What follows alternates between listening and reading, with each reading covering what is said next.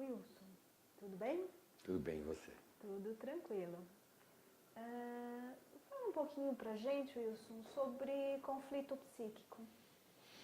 Conflito psíquico.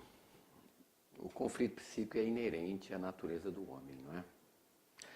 Nós já estudamos que o homem ele apresenta dois níveis de consciência. Um egocêntrico, que faz ele amar a si próprio, né? Que ele busca receber, que é o nível de consciência que nos protege. A estrutura egocêntrica não é ruim, não é boa, ela é necessária. É ela que vai estabelecendo limites a outra consciência que é a empática. Porque a consciência empática, empatia é me colocar no lugar do outro, né? É sentir o que o outro quer. Essa nossa consciência empática, ela só quer dar. Ela quer proporcionar felicidade. Ela se doa em tempo, materialmente, afetivamente. Mas, na verdade, é como Cristo falou, dar a César o que é de César, dar a Deus o que é de Deus. A consciência divina em nós, o nosso grande self, é a consciência empática. E a consciência egóica é aquela que vai nos protegendo. Então tem que haver um equilíbrio entre essas duas consciências. Toda vez que há um desequilíbrio entre as nossas necessidades egocêntricas e as nossas necessidades empáticas, quer dizer, desequilíbrio entre o estado de consciência egóico e o empático, eu tenho um conflito. Então fica mais fácil a gente entender assim. Por exemplo, se alguém me pede algo e eu empresto o que eu posso emprestar é estabelecido pelo lado egocêntrico. Alguém me pediu 100. A minha consciência egocêntrica diz, Wilson, você não pode emprestar 100, você só pode emprestar 10, porque você tem compromissos financeiros nos próximos meses. E só vai te sobrar 10. Quando a minha consciência egocêntrica estabelece os 10, é a forma de me amar. É o amar a mim mesmo. Eu vou chegar para você e vou dizer, Lídia, eu só posso te emprestar 10, se foi você que me pediu. Quando eu emprestar 10 a você, eu atendi o reclamo da minha consciência empática, que quer te proporcionar felicidade, que entende a sua necessidade. Os 10 que eu estou dando, é algo que eu estou dando para você, empaticamente. Para Deus, no sentido mais filosófico. E eu fiquei com 90 para mim. César ficou com 90, porque eu tinha 100, e Deus ficou com 10. Quando há harmonia dessas duas consciências, eu não tenho nem culpas nem frustrações. Eu não tenho desarmonias, eu estou num processo de equilíbrio. Agora, se ao me pedir dinheiro e eu poder te dar 10, se eu te der 20, somente para te agradar ou para não brigar com você, você vai observar que eu dei mais para você do que para mim. Porque os 20 que eu estou dando para você, eu não poderia dar, eu dei 10 a mais do que eu poderia te dar. Como eu fiz isso trocando, por exemplo, a minha necessidade financeira por uma necessidade de reconhecimento ou por uma necessidade de segurança para a gente não brigar, de certa forma eu desagrado a minha estrutura egocêntrica. E lá na minha cabeça eu vou escutar assim, seu mané, seu bobo, você não tinha que ter emprestado os 20. Aí eu tenho uma frustração. Essa frustração, ela vai me produzir uma série de consequências. As frustrações, elas são a primeira grande consequência dos conflitos. Da frustração eu posso sentir uma mágoa de você, uma revolta, uma grande insatisfação, né? Mas, numa outra hipótese, se na hora que eu for te dar os 10, eu agir predominantemente egocentricamente, de uma forma egóica, eu disse, não, Lídia, eu não tenho dinheiro para te emprestar. Mas eu podia te dar 10.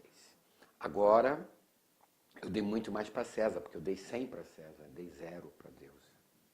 A minha consciência moral e empática, ela vai produzir um conflito chamado culpa. Então, você pode entender que na mente nós temos dois grandes conceitos que são conflitivos. É quando a gente se ama mais do que a gente deve, ou quando a gente se ama menos, como a gente se deve amar. E é muito interessante. Se eu me amo mais do que eu devo, pensando mais em mim, eu vou sentir naturalmente a culpa.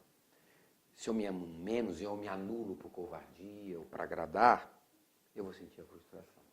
O equilíbrio é que elimina o conflito psíquico. No consultório, o terapeuta ele tem que prestar muita atenção ao nível de frustração e de culpas que o paciente está trazendo. As mágoas são frustrações, as revoltas. A função do terapeuta é equacionar, ensinar ao paciente a resolução dos seus próprios problemas. Ele nem pode ficar se amando demais, nem se amando de menos. Essa é a grande estrutura da individuação dentro do consultório. Agora, nós vamos entender que o conflito psíquico é inerente à natureza do homem. Agora, a nível psicanalítico, eu posso dizer que existe um conceito muito interessante, que é o conflito interno. Porque quando o ego está passando por algo desagradável, seja uma culpa, uma frustração, a grande consequência é a angústia. São as distonias emocionais que a gente sente. A gente fica angustiado, a gente fica tenso. Por exemplo, a culpa produz uma série de distonias. O indivíduo fica tenso, ele fica triste, não sabe por quê. Porque é muito mais a ação da censura, né? Mas é interessante, quando nós estamos num processo de desequilíbrio, o sistema pulsional, o id, a função dele é fazer você voltar ao equilíbrio. E o id é o caos, né? Ele vai te impulsionar a fazer o que ele acha que tem que fazer. Então, por exemplo, você está na frente de uma pessoa que está te desagradando. O id pode mandar um impulso agressivo. Xinga ele, agride ele. Então, nós temos um outro tipo de conflito. É o conflito interno que nós sentimos ao começarmos a ter que tomar decisões. Quando o id nos sugere fazer algo, e este algo choca-se com a nossa censura, com o nosso sistema de valores, com o nosso ideal de ego, vai se chocar com o superego, com a censura. E esse conflito é incrível, porque você sente o impulso fazendo você pensar em si mesmo, a tomar atitudes. E na mesma hora você escuta uma voz, um superego avançado, um tu, fica assim, não faça isso, não faça isso, não faça isso. Então você tem um outro tipo de conflito interno, que é o conflito entre a pulsão e a estrutura do ego. Mas eu também tenho conflitos externos, naturais, que já não estão ligados mais ao ideal de ego, estão ligados ao ego ideal, à personalidade. Porque a nossa personalidade é como a gente se expressa para fora, né? E o ego protege a personalidade. Nós queremos aparentar sermos honestos, bondosos. Quer dizer, toda a estrutura idealizada do ego ideal é ser perfeito. E quando alguém vem e põe o dedo na sua cara e diz, você está errado, ou quando alguém te agride, ou quando alguém age com egoísmo para você, você tem imediatamente, além do conflito interno, que vai surgir pela pulsão do id, que vai forçar você a tomar uma atitude, você já começa a ter imediatamente um conflito externo, que é um conflito de personalidade. E você sente logo a frustração. Como é que essa pessoa está me falando isso? A partir dessa frustração em relação ao objeto externo, é que vão surgir os conflitos internos. É inseparável. Qualquer conflito de persona, de personalidade, vai produzir um conflito ideal de ego. Porque a nossa conduta é balizada pelos nossos valores, né? Então, é inerente à natureza humana ter diferenças entre os objetos, as pessoas. Agora, as consequências que a gente pode ressaltar é nível emocional, são as angústias, as distonias, a insônia, baseada nas frustrações, nas mágoas e nas culpas, né? Agora, os conflitos não elaborados são muito interessantes, porque quando o conflito fica na estrutura do ego, ele estabelece uma coisa chamada afeto. O verbo afeto não é o que a gente fala, eu tenho uma ligação afetiva muito grande com você, Lídia. Não, afeto aqui é afetar, é do desagradável. Quando nós passamos por uma situação constrangedora externa, ou quando há uma pulsão do id me sugerindo fazer alguma coisa, quando a mente humana fica tomada pelo desagradável, ali eu posso dizer que eu tenho estabelecido um afeto. O ego está afetado. E é interessante, o afeto, ele vai se manifestar pelos conflitos externos, pelas representações. Eles criam imediatamente memórias. No pré-consciente, fica logo ali. A memória da agressão, a memória da atitude egoísta, a memória da atitude ciumenta. O afeto ele se representa rápido na mente, no pré-consciente, por uma memória. Mas o problema é que o afeto ele fica incomodando o ego, porque você fica dentro do conflito psíquico com um estado angustiante. As defesas naturais do ser humano fazem esse afeto desaparecer. Mas quando ele desapareceu, ele está gravado lá na representação. Quer dizer, eu tenho a memória do fato, mas eu tenho um quê emocional que não foi satisfeito. Quando eu esqueço o afeto e ele saiu da minha mente, não quer dizer que ele desapareceu. Ele pode estar lá reprimido no pré-consciente. E agora ele não é mais chamado de afeto. Chama-se quantum de afeto. Isso aí é o termo freudiano. Porque ele está lá. Quando eu voltar a lembrar, porque a memória volta, o quantum de afeto, ele vai trazer uma intensidade, porque o quantum de afeto se expressa muito mais pelo fator econômico, né? Pela sua intensidade, né? Pelo nível de excitação desagradável.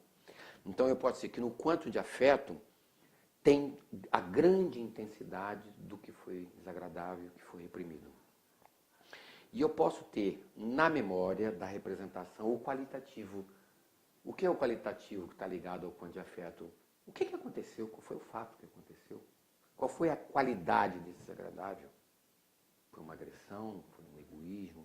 Foi uma ação qualquer que expressou um processo de conflito? Então eu posso dizer que o quantum de afeto ele é muito mais ligado à intensidade, mas na memória que vai retornar ao ego, você tem um aspecto qualitativo. Já o afeto não. O afeto ele se manifesta imediatamente pela representação, pela memória, pelo gravar do que aconteceu e pelo o quantum de afeto. O afeto ele apresenta imediatamente os dois aspectos, o qualitativo e o quantitativo. Como ele falou isso para mim, como ele me agrediu, você tem um aspecto todo qualitativo e toda a intensidade do desagradável. Então, para nós, psicanalistas, o que interessa para nós é as estruturas que os afetos produziram, os quantos de afetos, porque o quanto de afeto ele pode ficar reprimido. Se ele ficar reprimido, eu estou sempre lembrando dele.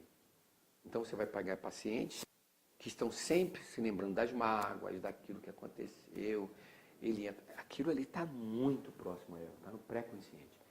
Mas o ego pode, por um sistema de defesa, de um investimento, recalcar. Recalcou, desapareceu. Mas esse quanto de afeto fica na representação recalcada. E aí tem um outro problema. Como ele está na representação recalcada, o ego não quer lembrar, ele contra-investe energeticamente para aquela representação não retornar. E quando ele faz o contra-investimento, ele perde a autoestima. E aí, quando ele perde a autoestima, ele vai ter um outro tipo de afeto, que é o chamado não específico. Então eu tenho dois tipos de afeto. O específico, eu sei porque eu estou chateado. Estou chateado por isso, por isso, por isso. O específico pode vir por um conflito externo, de personalidade, de ego ideal, ou por uma pulsão do id que está me trazendo um retorno recalcado, uma lembrança, por exemplo, uma tendência que eu não quero enfrentar, uma tendência homossexual, uma tendência poligâmica. Mas ele pode ser inespecífico. Eu estou triste, não sei porquê. Eu não estou bem hoje.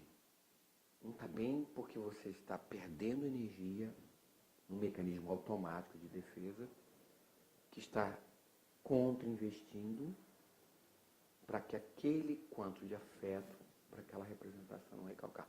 Então é muito interessante. A maior parte do trabalho terapêutico é trabalhar representações que estão recalcadas. Quer dizer, são processos que o paciente não lembra mais. A nossa função é acessar o inconsciente pelos métodos terapêuticos, acessar essas representações, eliminar esse quanto de afeto e virar só um traço de memória. Por exemplo, 2 mais 2. 4. É uma representação puramente de memória. Ela nunca vai afetar o ego. Agora, ao lembrar de uma mágoa de alguém, você tem a lembrança e o quanto de afeto. Então é interessante. A nossa função é desinvestir essas representações.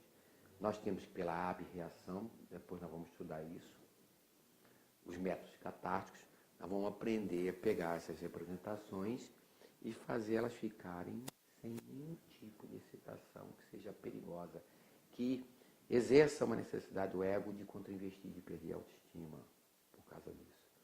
Então, todo o trabalho terapêutico é eliminar o conflito psíquico. Porque é interessante, o conflito psíquico ele não desaparece quando ele está recalcado, ele está lá. Então, eu posso até dizer que existe conflitos psíquicos há 50, 60 anos na mente humana. Porque aquilo que é trancado no inconsciente é eterno. A energia é livre, então ela não sofre desgaste. O que está no pré, não. O conflito psíquico no pré-consciente, ele sofre um desgaste. Então, por uma necessidade de equilíbrio, de homeostase, o ego ele vai chegar a empurrar mais fundo, ele reprime de uma forma mais profunda e produz o próprio recalque. Então, é muito interessante a gente entender. Então, as grandes diferenças do afeto e quanto de afeto é porque, na verdade, é uma coisa só. O quanto de afeto é muito mais o aspecto quantitativo e o afeto é muito mais o qualitativo. Mas ambos estão sempre se expressando na natureza psíquica. Por isso que o ideal é a gente elaborar. Tem um conflito? Eu não gostei, mas eu compreendi. Conflito externo. Eu estou com um conflito interno? Eu tenho que aprender a compreender. Quer dizer, o conceito de compreensão, o amar mesmo não gostando em relação aos estímulos externos agradáveis, ele é básico para que não haja conflito. Agora, na medida que eu dou de demo, que eu penso só em mim, eu tenho conflito produzido pela culpa. Na medida que eu dou de anjo, que eu dou de bonzinho, dou mais do que eu posso, eu tenho um conflito ligado às frustrações. Esse é um capítulo de muita importância na natureza psíquica. Agora, nós precisamos entender que aqui, nesse conceito, vai se estabelecer todo o aspecto da terapia. Wilson, fala um pouquinho pra gente sobre soma de excitação e a relação com os traumas. O termo soma de excitação é um termo da psicanálise, que a palavra soma é adição. Quer dizer, o aparelho psíquico, nós já vimos anteriormente, que toda vez que o ser humano ele está sujeito a um processo desagradável, seja intrapsíquico, ou seja, vindo de dentro dele, no confronto das suas tendências com a sua realidade, ou vindo de fora por um processo de um objeto, de uma agressão, ele vai produzir um tipo de representação, que vai ter a memória do fato, mas também vai estar lá o quantum de afeto. Quando na vida de um indivíduo situações desagradáveis vão se acumulando, essa excitação ela vai também se somando. Quer dizer, pela teoria freudiana, quando nós temos no inconsciente uma quantidade de representações, o quanto de afeto ele tem total liberdade. Quer dizer, a excitação ela não fica preso à representação. Ela se soma pelo conjunto de representações. Deixa eu te dar um exemplo. Vamos supor que você venha acumulando mágoas na sua vida. Em relação à tua família, à tua irmã, às pessoas que não foram, às vezes, agradáveis com você. Cada representação dessa com seu quantum de afeto tem uma data. Mas quando elas se associam na mente humana, há uma soma dessas excitações. Então, por exemplo, suponha que você é minha paciente no consultório. E eu digo assim, poxa, me fala o que foi desagradável na relação com a sua irmã. E aí, às vezes, foi uma coisinha boba, foi uma coisinha muito pequena. E você começa a falar, e aí você entra num processo de choro muito grande. E há uma catarse daquela excitação toda. Mas espera aí, esse desagradável foi tão pequeno, como você chorou tanto? Na verdade, você está drenando ali uma soma de excitações de muitas coisas que estão acumuladas no seu aparelho psíquico. E é muito interessante, a energia acumulada, ela circula. Deixa eu explicar isso. Quando a energia de excitação é pequena, ela não circula. Ela fica nos sistemas, no sistema topográfico. Por exemplo, se o nível de excitação que está no inconsciente é pequeno, ele fica lá. Para que ele venha ao campo consciente, é preciso que há uma soma de excitação. Quando há a soma de excitações, é como se uma represa ficasse o quê? Muito cheia. Aí a energia circula no aparelho psíquico. Quer dizer, para que haja circulação no aparelho psíquico, é preciso que tenha a soma de excitação. E é muito interessante. Às vezes você pega uma mágoa boba e a pessoa chora, chora, chora. Aí você vai, o paciente lembra de uma outra mágoa, ele já não chora. Porque a excitação foi totalmente drenada, o soma de excitação naquela primeira trabalho de abreação que você fez de catarse. Eu me lembro de uma paciente que fez 5 abortos e eu disse assim para ela, me fale do aborto que foi mais tranquilo para você. E ela começou a me falar, mas ela chorou de molhar o tapete. Quando eu fui nos outros abortos, não tinha mais soma de excitação. Ela já tinha drenado. E isso é muito interessante. Há uma independência do quanto de afeto em relação à representação. Graças a Deus que é assim. Porque se não fosse assim, quando houvesse defesa de uma representação com seu quanto de afeto, isso seria muito nocivo ao organismo. Porque obrigaria daria uma sobrecarga muito intensa no sistema nervoso. Então, é muito importante o conceito de soma de excitação para saber o seguinte, se a energia psíquica está retornando do inconsciente, voltando à estrutura do consciente, é que há uma soma de excitação. Quer dizer, é como a represa já está lá, ó, naquele limite. Aí qual é a ligação disso com o trauma? É que quando soma de excitação chega a um limite, você tem agora o conceito de trauma. Ah, que coisa legal. Trauma é uma palavra que significa, eu acho que é do grego, significa ferida. Então, o trauma é a ferida que é produzida, mas essa ferida é produzida pelo soma de excitação.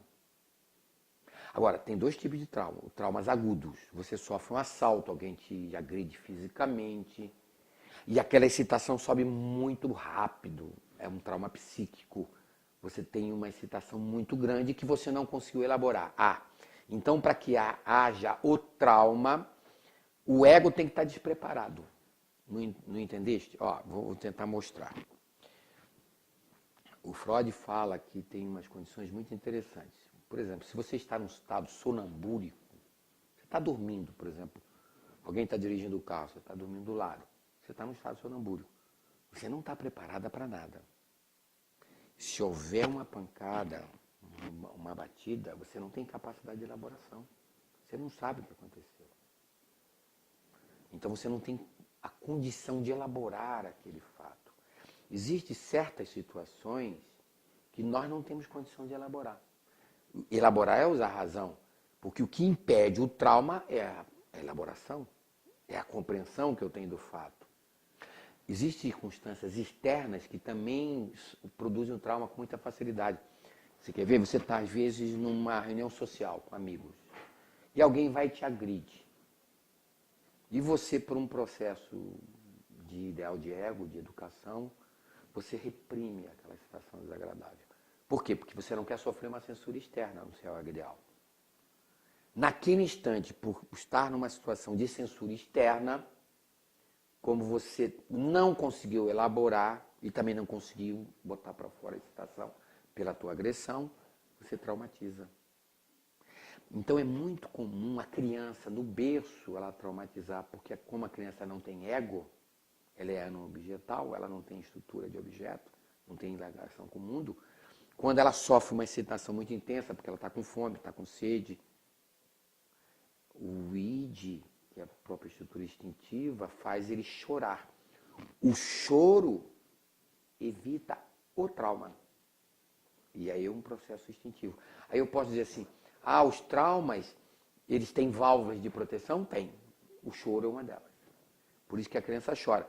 Agora, se você deixa a criança chorar continuamente, você vai vendo que ela vai ficando roxinha, ela vai traumatizar. Então, existem traumas que são produzidos no berço. E é muito comum, às vezes, a criança estar incomodada. Eu vou contar um fato. Um paciente que tinha medo de borboleta. Mas podia ser uma borboletinha desse tamanho. Ele entrava em pânico.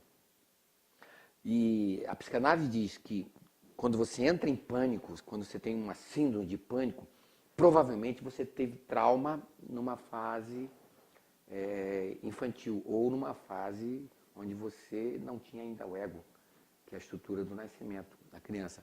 Provavelmente, como a mãe dele botava no berço umas borboletinhas penduradas, bonitinhas, coloridas, provavelmente à noite ele ficou incomodado, com fome, com sede, com uma dorzinha, e ele, como não tinha a condição de elaborar, porque ele não tinha o ego, aquilo fez ele chorar, mas provavelmente a mãe não atendeu rapidamente, e ele associou aquele desagradável à projeção que o abajur fazia daquelas borboletas em cima dele. E o trauma é primário, foi feito lá. Quer dizer, a cura da síndrome de pânico, do pânico que ele tinha de borboleta, só pode ter sido feito lá na infância. Interessante, né? Quer dizer, para que não haja o trauma, eu preciso ter a capacidade hiperlaborativa. Então é preciso que a gente aprofunde mais. Por exemplo, a maconha, a cocaína, o cigarro, o ficar bêbado, tudo que produz excitações grandes no nosso sistema neurológico vai produzir um trauma. Aí são os traumas químicos. Para esse não existe defesa. Quer dizer, se você der uma dose de cocaína, uma dose de maconha, uma dose de crack, o álcool, o próprio cigarro, o trauma químico é inevitável. Então vai matar milhares de células nervosas, milhares de neurônios morrem. Esses são os chamados traumas químicos. Agora, dos traumas psicológicos, quando o soma de excitação chega a um grau grande, a primeira grande defesa que eu tenho é o choro. Agora, o trauma também pode ser produzido por uma excitação agradável, porque para o sistema nervoso, excitação é excitação, seja alegre ou triste. Então, o riso provavelmente é uma válvula de proteção do sistema nervoso. Quando você ri, você faz um dreno do sistema de excitação do sistema nervoso. Interessante. O grito é uma proteção por causa do pavor. Não é? Que eu tenho alguma coisa que está altamente desagradável, ameaçadora. Eu grito. Se você não gritar, a excitação vai produzir um trauma cada vez maior. Então, existem válvulas naturais. Você poderia até dizer que o orgasmo ele é uma proteção de um trauma. Porque quando você está tendo uma relação sexual e aquilo é agradável, há um soma de excitação no sistema neurológico. O neurônio ele vai se excitando, ele vai guardando a excitação. Quando se chega no limiar, a descarga orgástica evita o trauma. Tanto é que quando Freud fala de coito interrompido, quando o homem tem uma excitação e ele não consegue ter a ejaculação, o coito interrompido, ele entra num forte processo de angústia, porque isso é traumatizante também. Então, o trauma é muito interessante. Agora, o que você pode dizer é que o soma de excitação, aquilo que vai sendo acumulado no sistema nervoso, ele vai ter que encontrar um caminho de descarga. Ou ele é descarregado para o corpo e vai produzir doenças psicossomáticas, chamadas conversivas, ou vai ao sistema nervoso central e vai produzir o que a gente chama hoje de histeria, ou vai ao próprio aparelho psíquico e vai produzir as neuroses. E são estudos que nós vamos fazer mais adiante. Mas é muito interessante a gente entender essa função dessa ferida chamada trauma. Por isso que nossa função no consultório é localizar essas representações que estão muito carregadas e fazer a abreação, a catarse, para que eles virem traço amnésico. Agora, é muito interessante, quando há o soma de excitação e ele chega a ter um aspecto traumático, isso extravasa pelos sonhos. Os sonhos, eles vão representar uma quantidade de excitação que está recalcada e que precisa sair de alguma forma. Os sonhos refletem muito dos nossos traumas. E existe os chamados traumas abruptos, né? Por exemplo, nas guerras, existem traumas violentos, né?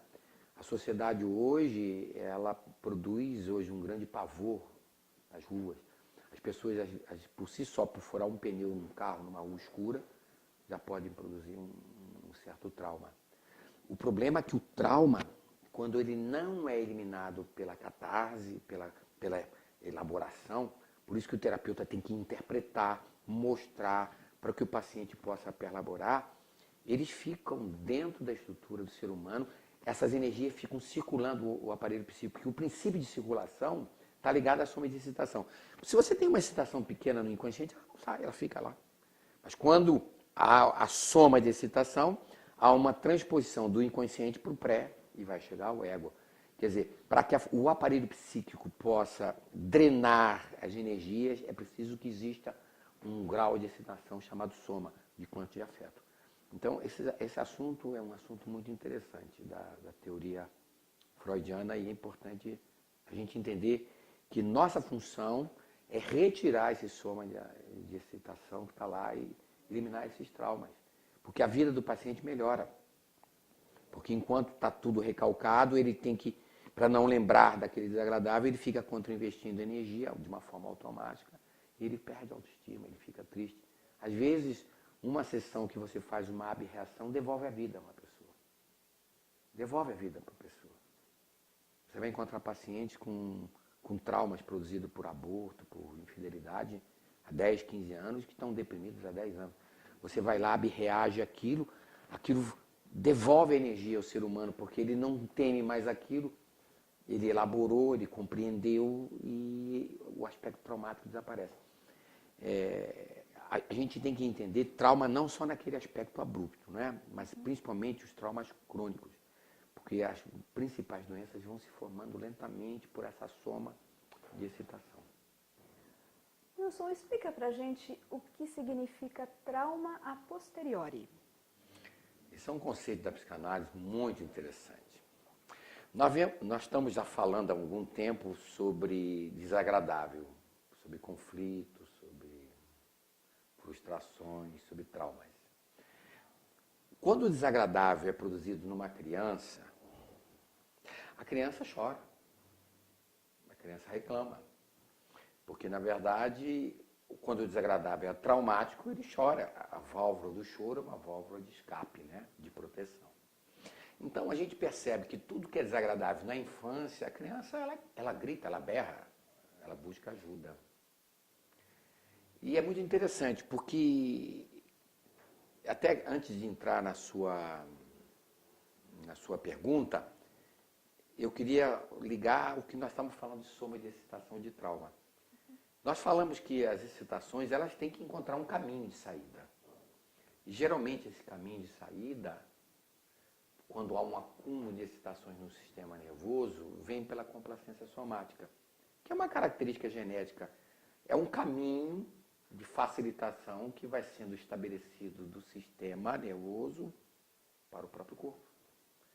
Então, essa excitação pode ser descarregada para o corpo, produzindo doenças, que são chamadas psicossomáticas ou conversivas. Doenças de pele, não é?